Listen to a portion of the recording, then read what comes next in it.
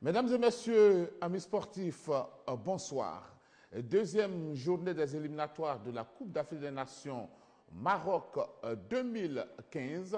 La Côte d'Ivoire a été humiliée par l'équipe des Lions Indomptables, 4-1. Qu'est-ce qui s'est véritablement passé? Pourquoi un tel score? Ça fait au moins 10 ans que la Côte d'Ivoire n'a pas été aussi mauvaise, mais nous allons essayer dans cette émission avec Serge Dakouri, avec Aka Emmanuel, avec Choilio Diomandé et Koulibaly Seydou. Ensemble, nous allons essayer de comprendre pourquoi les éléphants sont passés à côté de cette rencontre. Nous essayerons également de joindre Ricardo Zama Alain José depuis le Cameroun pour nous dire si Serge Aurier va bien et puis dans les coulisses des éléphants de Côte d'Ivoire, qu'est-ce qui s'est concrètement passé. Mais avant, avec Anne-Marie Nguessan, nous allons revenir sur le scénario de cette rencontre 4-1 en faveur des Lions Indomptables. 4-1. C'est sur ce score que le Cameroun, qui a créé la sensation, a battu la Côte d'Ivoire lors de cette deuxième journée des éliminatoires de la CAN 2015 dans le groupe D. Les éléphants ont une fois de plus mis à nu leurs lacunes défensives. Tout commence à la 15e minute avec l'ouverture du score par le Cameroun grâce à Clinton Inji. La réaction ivoirienne ne tarde pas. Elle arrive par le nouveau capitaine des éléphants, Yaya Touré, qui égalise à la 25e minute. Rassénérés, les éléphants mettent la pression, sans succès. Leur défense a subi plutôt le dictat des Lions Indomptables à la 38e minute par Vincent Aboubakar. 2-1 pour le Cameroun. Le supplice de la défense ivoirienne continue avec le même Vincent Aboubakar, implacable des réalismes à la 54e minute. 3-1 pour le Cameroun. L'entrée de Doumbia Seydou ne changera pas grand-chose côté ivoirien. Au contraire, la sortie sur blessure de Serge Aurier va perturber encore plus les éléphants qui reçoivent le coup fatal à la 77e minute. 4-1. Les poulains des Renards auront bu le calice jusqu'à la lie. Ils devront cependant trouver les ressources nécessaires pour montrer un tout autre visage lors de la troisième journée face à la RDC. Voilà, messieurs, voici donc le score de cette rencontre. Vous avez eu le temps de chercher un tout petit peu à savoir qu'est-ce qui s'est concrètement passé avec, après 2 journées, la première et la deuxième, que vous concrètement, cette équipe nationale de Côte d'Ivoire, Serge Dakouri, êtes-vous surpris de ce résultat? Écoutez, je pense quand même que comme les 22 millions d'Ivoiriens, nous sommes quelque peu déçus par cette raclée monumentale enregistrée par la Côte d'Ivoire dans l'antre du stade Mohamed Ahidjo. Je dis Amadou Ahidjo, je dis qu'en football, le résultat, il y a 3 résultats. Un match nul, une victoire ou une défaite. C'est vrai que la raclée est très forte. Le Brésil en a pris 7 devant son public lors de la Coupe du Monde 2014. Et pour un entraîneur qui a à ses débuts, après 1 mois de travail, je pense qu'il est en phase de construction. Et donc, ça peut arriver. C'est vrai qu'un tel scénario n'était pas envisageable, tant la lourdeur du score laisse en émoi la plupart des Ivoiriens. Mais je dis, en football, il faut s'y attendre. Les Camerounais, gonflés à bord par 70 000 personnes déchaînées, qui ont joué leur rôle de 12e homme, ont quelque peu désorganisé notre équipe. Mais je dis qu'il y a eu des tâtonnements tactiques aussi de Hervé Renard au niveau de l'organisation de jeu. Je ne sais pas s'il a évolué en 4-2-3-1 ou en 4-5-1 avec une seule pointe, mais je dis qu'il y a eu un tâtonnement. C'est vrai qu'on a eu une victoire difficile face à l'équipe de Sierra Leone, où tout le monde a salué le mérite du jeune du Stella Club, Kessie et Franck, dans la défense centrale, associé au départ à Serge Aurier et par la suite à Bamba Suleiman. Ça a été quand même un satisfait général au niveau de Kessié, qui a fait une très bonne. Alors, on n'a pas compris pourquoi, pour un match à l'extérieur avec un enjeu important, face à une équipe qui est quand même une place installée du football africain, regardez les statistiques, le Cameroun est la bête noire de la Côte d'Ivoire. Et donc, perdre comme ça, face à une équipe en construction, c'est possible que Hervé Renard ait des ratés. Alors, 4-1, c'est vrai que le score est lourd, il y a eu des défaillances tactiques globales, mais ça peut arriver en football.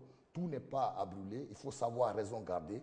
car il n'y a pas forcément N'allez pas vite à la énormément de conclusion. feu à la demeure. N'allez pas vite à la conclusion. À quel Emmanuel, vous avez eu le temps de voir ce match? Je crois que au-delà du score, c'est plutôt la copie que les éléphants nous ont rendue.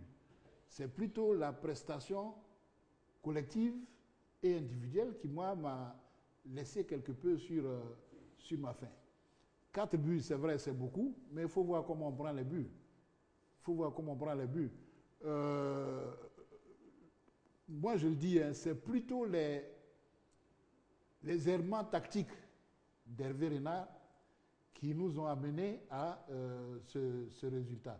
Même si on a raté plusieurs buts qu'on aurait pu scorer, mais je crois que quand même, dans le fond, pour un match aussi important, on ne change pas en l'espace de 24 heures ou 72 heures.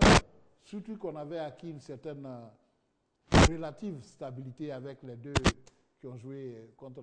Il aurait fallu peut-être être beaucoup plus conservateur par rapport à l'équipe qui a joué contre la Sierra Leone. C'est plutôt ces choix, et peut-être qu'on aura le temps d'en discuter, c'est ces choix tactiques et le choix des hommes, à mon sens, qui a provoqué un peu tous ces signes. Je vais le demander, vous avez vécu un après-midi assez difficile quand même. Hein? Oui, mais non, je dirais qu'on n'a pas vu une bonne équipe des éléphants. Et ça a été le cas face à la Sierra Leone lors de la première période. Et je le dis, Hervé Renard s'est trompé dans ses choix. Il faut le dire tout net, il s'est trompé dans ses choix, notamment dans la composition de l'axe central de sa défense, avec la titularisation de Bamba.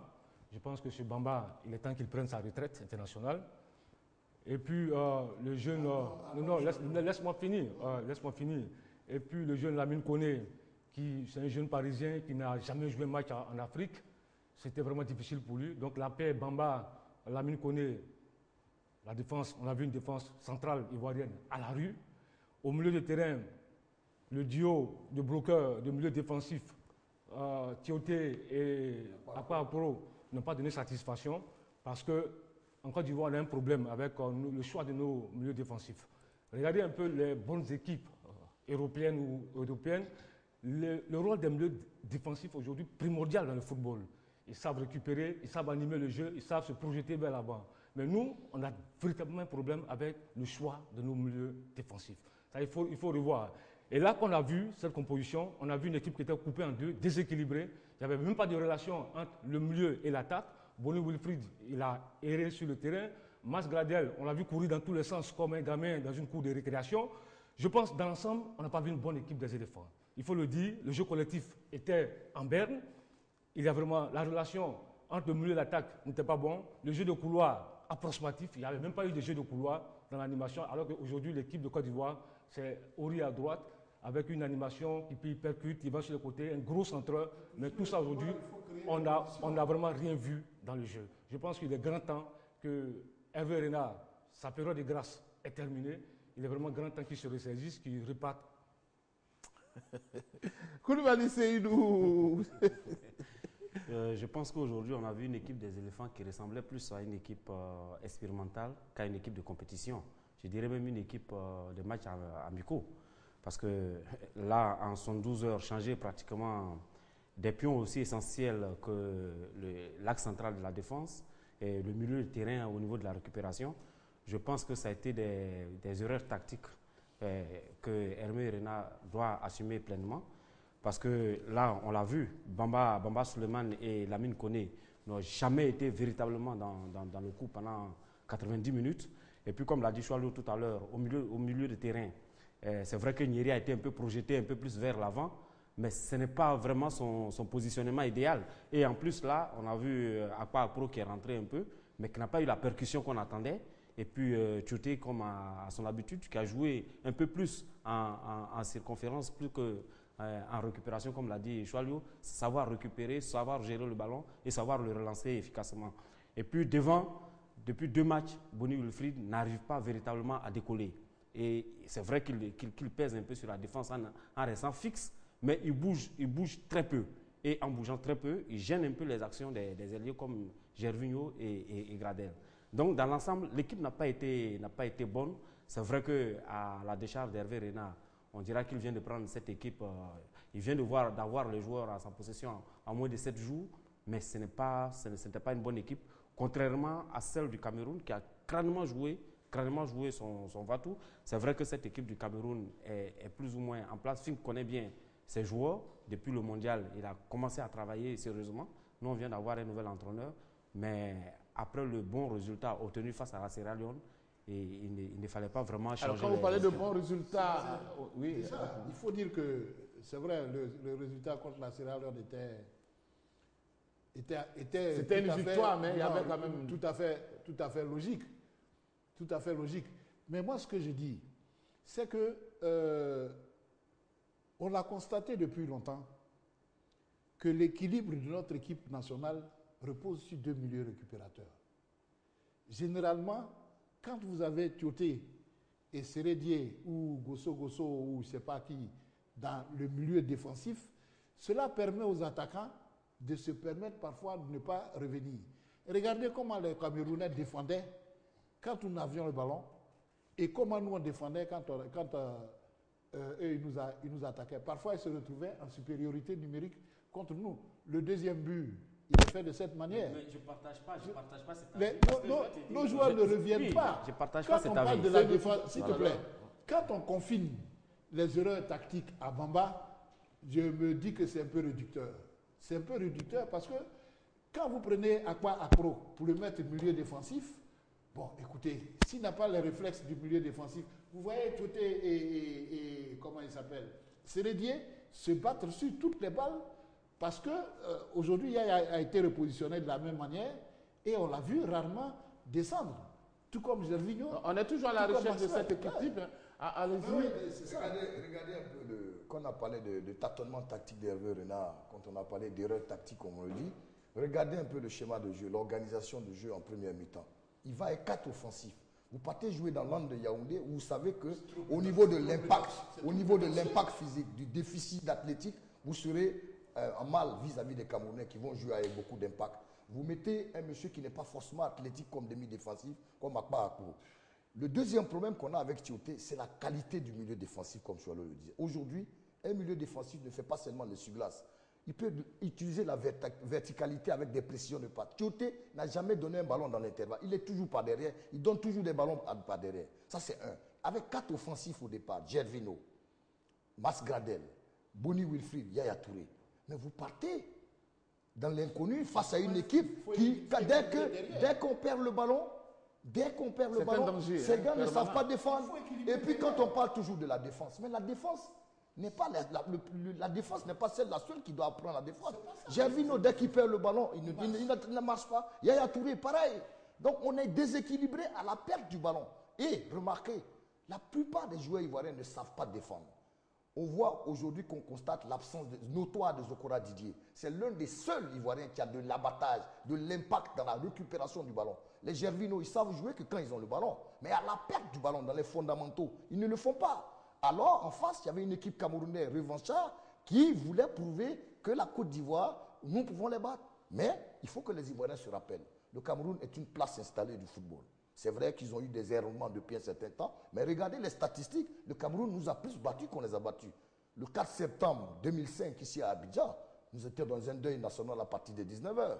Il ne faut pas oublier, en termes de palmarès et de tout, c'est vrai que le Cameroun, ces dernières années, a eu quelques problèmes, mais le Cameroun est une grande nation de football. Et perdre contre le Cameroun, en phase de reconstruction, n'est pas forcément mauvais. C'est vrai que la lourdeur du score amène les Ivoiriens à crier, mais il faut savoir raison garder. Nous sommes avec un entraîneur qui a ses débuts. Il faut envisager tous les scénarios. On peut perdre dans un match. C'est peut-être la lourdeur du score qui amène les Ivoiriens à commencer à se poser des questions. Mais d'entrer au bout de 2 matchs, juger un entraîneur, je pense que c'est un peu aller trop loin. Soyez demander. Allez-y. Soyez demander. Moi, je pense qu'on ne le juge pas après deux matchs. Ce serait vraiment fou. On serait vraiment fou. Mais c'est une analyse du match que nous faisons. C'est ce que nous avons constaté que nous faisons. Et puis quand on parle de défense, mais attendez, c'est vrai que le milieu du terrain doit être un bloc équipe, tout ça. Mais quand des défenseurs, des centraux font des mauvaises relances, font des mauvais choix, ça, c'est plus le milieu du terrain. C'est de cela qu'il s'agit. Les choix, les relances de Bamba, ou des choses, le Lamine, ou les mauvais placements, ça c'est pas les gens du milieu du terrain. Donc, c'est pour vous dire qu'une équipe, c'est vrai, c'est le milieu. Une défense, une équipe, pour qu'elle soit équilibrée, c'est le milieu. Mais il faut aussi que les défenseurs soignent leur relance, leur placement et l'appréciation dans le jeu, l'intelligence dans le jeu. Et puis, on dit que le Cameroun est une grande nation. Je suis d'accord, le Cameroun est une grande nation.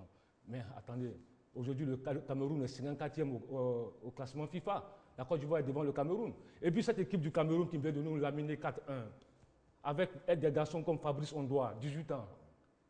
J'ai regardé le gardien de but qu'on a vu, il a 18 ans. Le gars, Vincent Abouaka, il a 22 ans, il joue à Porto. Clinton, il a 21 ans.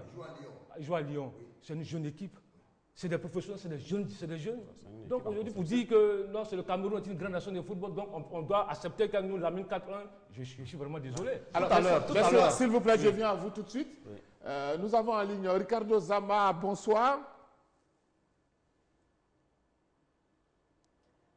Ricardo Zama.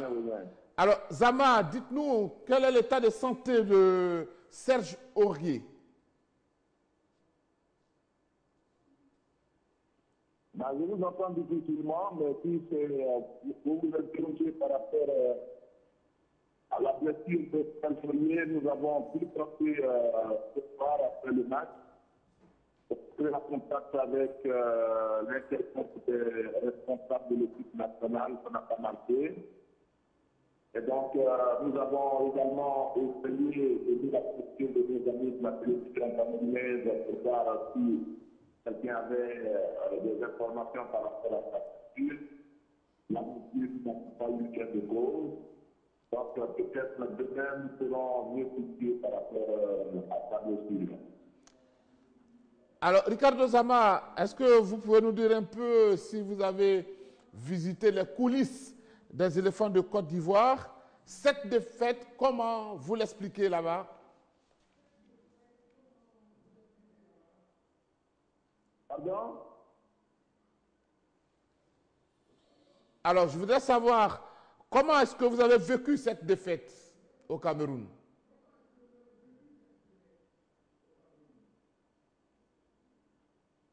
Bah, j'ai pas du mal à vous entendre, Sébastien, mais concernant ce match au Cameroun, c'est que l'ambiance était bonne. D'abord, hier, au moment de la reconnaissance de la familiarité, il y a eu un accueil chaleureux de la part des supporters camerounais. Parce que, fatalement, entre guillemets, les deux pays vivent les demi-finaux avec le retrait de leur star, comme le tour pour le Cameroun. Alors, on va vous retrouver parce qu'on a du mal à vous entendre également. Oui, on était avec Koulibaly Seydou, allez-y. Oui, tout à l'heure, quand on parlait de rêve tactique, on ne va pas à Yaoundé jouer. Forcément, on va jouer pour gagner, on joue un match pour le gagner. Mais on ne fait pas un choix aussi audacieux que celui que Hervé Renard a fait, surtout quand on est en phase de reconstruction. On est un peu prudent quand même. Et là, c'est un championnat. C'est un championnat et il faut grappiller des points. Et je pense qu'il a joué au poker et il a perdu. Parce que quand vous alignez trois attaquants nominaux comme Gradel, Boni, Gervinho, et c'est trois joueurs qui ne savent pas défendre. C'est trois joueurs qui ne font pas le repli défensif systématique. Mais tout à l'heure, pour reparler de la défense, quand des défenseurs ne savent pas anticiper, ont des erreurs de placement, ne savent pas aller faire de l'impact, mais écoutez, Bamba, 90 minutes durant, dites-moi quelle est l'intervention judicieuse que Bamba a eu à faire. Il a sorti quand même deux voilà. Donc le jeune Lamine, il était en train de trouver, voilà, il était en train de trouver ses marques. Donc je pense qu'il aurait été plus judicieux de garder la défense qui a pratiquement joué la Sierra Leone, la mettre un peu plus en confiance parce qu'elle commençait à trouver un minimum de repères. Sébastien, voilà. Je pense que Hervé Renard, à mon sens, a été un peu trop prétentieux dans l'approche du match. a été un peu trop prétentieux. Parce que aller jouer le Cameroun comme il l'a abordé, c'est vraiment avec l'esprit résolument offensif. Alors que quand même, quand on est en phase de construction, surtout avec cette équipe nationale, je crois qu'il faut être quand même un peu, comment dire, prudent. Prudent. Et là même, je reviens à un problème très, très important. C'est vrai qu'il y a l'équipe et tout ceci, mais il faudrait que les objectifs soient bien clairs, clairement définis à Hervé Renard par la fédération et aux Ivoiriens. C'est vrai que quand on s'appelle la Côte d'Ivoire, on ne peut pas se faire laminer 4-1, mais être en phase de reconstruction et prétendre au titre continental, généralement, c'est des objectifs qui ne peuvent pas aller ensemble. Il faut qu'on nous fasse des choix très clairs. Qu'est-ce qu'on veut concrètement? Qu'est-ce qu'on veut concrètement? Est-ce que c'est la reconstruction de l'équipe nationale qui a commencé? Auquel cas, il faut s'attendre à des situations de ce genre, même si le score est un peu trop lourd. Mais encore une fois, je le dis, c'est les choix tactiques et techniques d'Hervé Renard et il doit les assumer. Et puis quand vous regardez, il y a une maladie chronique que l'équipe de Côte d'Ivoire a. Il faut qu'on soit honnête. Vous parlez d'Hervé Renard, mais rien n'a changé aussi.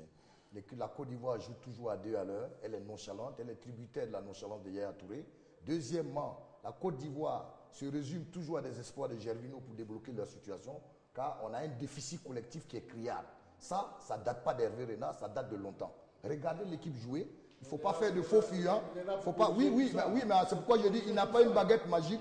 Les lacunes collectives de la Côte d'Ivoire sont connues. Dès l'instant où une équipe fait fi des noms ronflants de Yaya Touré, de Gervinho et attaque de front cette équipe, la Côte d'Ivoire a des problèmes. Pourquoi? Parce qu'on ne sait pas défendre. La plupart des stars qu'on a, dès qu'elles perdent le ballon, elles marchent. Donc, les lacunes collectives ivoiriennes sont connues.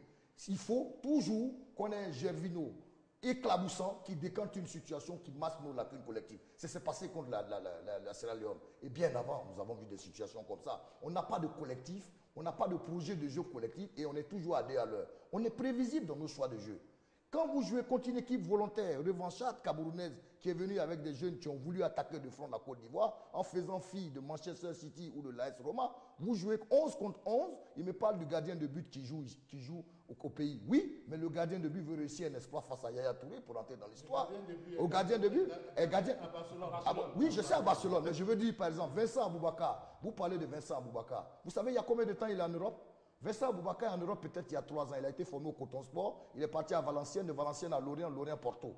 Donc c'est pour dire que quand il y a 11 revanchards, comme Hervé Renard avec la Zambie à l'époque, où le seul bon joueur était à Henan Construction, une équipe de Chine qui n'est pas bien cotée, quand vous avez 11 revanchards qui viennent avec une volonté de faire, vous battez la Côte d'Ivoire, qui est toujours tributaire de la nonchalance et des espoirs de Gervinho. La maladie est chronique depuis longtemps, elle continue maintenant, alors il n'aura pas une baguette magique pour la transformer en un mois. Soit le demander. C'est clair aussi. Réagissez, allez-y. Oui, moi je pense que Hervé Renard doit continuer à chercher des centraux, des défenseurs centraux. Il a le choix, il a plusieurs choix. La Ligue 1 française n'est pas seulement le seul championnat au monde. Il peut aller voir au Maroc. Il y a des garçons comme Delis Simon, qu'on a connu à l'Africa Sport, qui joue aujourd'hui au Sparta de Prague en République tchèque, qui est très bon, il fallait le voir. Il y a Franck Kessé, qu'on appelle Akessé Mathias, qui a joué avec le CW Sport de San Pedro, qui a été champion de Côte d'Ivoire, le CW Sport de San Pedro, aujourd'hui, qui est l'un des meilleurs centraux du championnat marocain. Il a le voir. Même Ousmane Ouattara, le jeune défenseur du CW Sport de San Pedro, qui a été appelé, on ne l'a pas vu. Je pense que Wawa Serge, il y a des jeunes, et les jeunes Ivoiriens qui évoluent. Puisqu'on dit que l'équipe est en construction. Non, justement. C'est logique. Oui, il y a des jeunes Ivoiriens, ce n'est pas seulement dans la Ligue 1 française. Il faut aller prospecter ailleurs pour voir. De nous dénicher de bons défenseurs. Il n'y a que 2 matchs. Arrêtons, non, oui, moi je parle du futur. Arrêtons de rester scotchés sur les bambas. C'est fini tout ça. Il faut aller voir des jeunes qui sont en train de progresser dans des bons championnats. Il faut les prendre. Et puis, j'ai un constat qui me cœur quand même. Voici une équipe de Côte d'Ivoire qui est toujours en mode de réaction. Elle réagit à chaque fois d'être menée au score. À la Coupe du Monde, c'était la même chose et ça continue. Contre la Sierra Leone, on a vécu ça. Ce soir, ça a été cauchemardesque avec une fin de partie, ça s'est terminé en eau de boudin pour les éléphants de Côte d'Ivoire. Je pense qu'il faut chercher aussi à résoudre ce problème-là, ne pas être toujours en mode de réaction. Et puis, en fait, quand on regarde le dispositif des deux équipes d'entrée de jeu, on a eu l'impression que c'est le Cameroun qui joue à l'extérieur. Parce que le Cameroun a bien renforcé son milieu de terrain, nous a laissé le contrôle du jeu d'abord, et puis nous a pris par contre. Parce que quand vous regardez la composition de cette équipe, vous avez Vincent Boubacar et puis Clinton Ndji, qui sont de véritables attaquants. Parce que même que ce soit Tupo Mouteng et autres, et tout ça, oui, voilà, Moukadio et autres, étaient plus dans une situation d'aide au milieu de terrain. Et sans milieu de terrain, ils nous ont bouffé totalement. Parce que quand vous aviez Tchoté, qui était beaucoup plus collé à sa défense centrale, vous aviez Akpa Akuro, qui était un peu perdu sur un côté, et Nyeri totalement décollé, le milieu de terrain est revenu pratiquement au Cameroun. Regardez un peu le premier but. Donc là, je pense qu'il a fait un choix assez audacieux, mais il a payé cash. Parce que dès qu'on a perdu le ballon sur le premier but, Gervinho n'a pas replié, Boni n'a pas bougé, Gradel n'a pas bougé, Nyeri n'a pas bougé. Donc ça fait déjà 4 joueurs qui n'ont fait aucun effort de repli défensif. Sébastien, je dis comme j'abondais dans le sens de Swallow Djumondé. Pardonnez, les 22 millions d'Ivoiriens nous regardent. Arrêtez les prospections à la première ligue ou tout. Il y a beaucoup d'Ivoiriens. Il y a 382 professionnels ivoiriens estampillés dans le monde entier.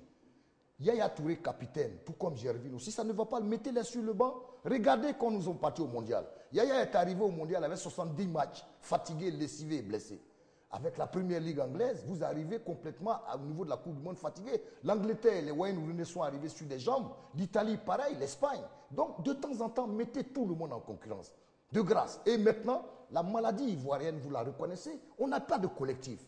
On est tributaire des exploits individuels. Ça fait 10 ans que ça dure. Quel est le projet de jeu que la Côte d'Ivoire? En 4-3, quel est le collectif qu'on a? On joue à 2 à l'heure, on attend. Il n'y a pas de collectif unité. Dès que vous bloquez Gervinho et qu'il n'y a pas d'attaquant percutant, et vous mettez 3 milieux autour de Yaya Touré Conseil qui va à 2 à l'heure, vous gagnez la Côte d'Ivoire. Mais tous les pays le savent. Mais il faut changer cela. Maintenant, avec une baguette magique, est-ce qu'il va pouvoir le faire?